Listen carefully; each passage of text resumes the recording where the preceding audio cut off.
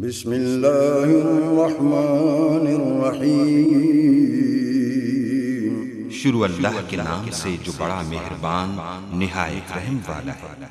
ان اللہ لا یستحیی ان یضرب مثلا ما بعوضة فما فوقها فأما الذین آمنوا فیعلمون انہ الحق من ربهم وأما الذین کفروا فیقولون ماذا أراد اللہ بهذا مثلا يضل به كثيرا ويأتي به كثيرا وما يضل به إلا الفاسقين۔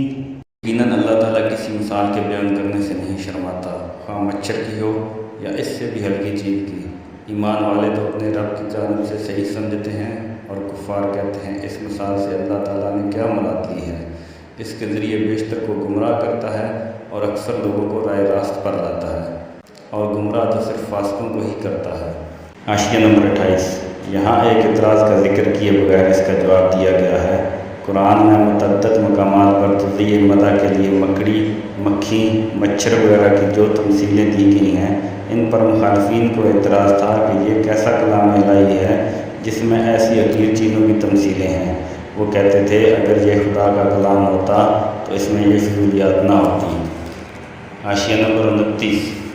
یعنی جو لوگ بات کو سمجھنا نہیں چاہتے، حقیقت کی جستجو ہی نہیں رکھتے، ان کی نگاہیں تو بس ظاہری الفاظ میں اٹک کر رہ جاتی ہیں اور وہ ان چیزوں سے الٹے نتائج نکال کر حق سے اور زیادہ دور چلے جاتے ہیں، برعکس اس کے جو خود حقیقت کے طالب ہیں اور صحیح بصیرت رکھتے ہیں، ان کو انہی باتوں میں حکمت کے جوہر نظر آتے ہیں، اور ان کا دل گواہی دیتا ہے کہ ایسی حکیمانہ باتیں اللہ تعالیٰ کی طرف سے ہی ہو سکتی ہیں۔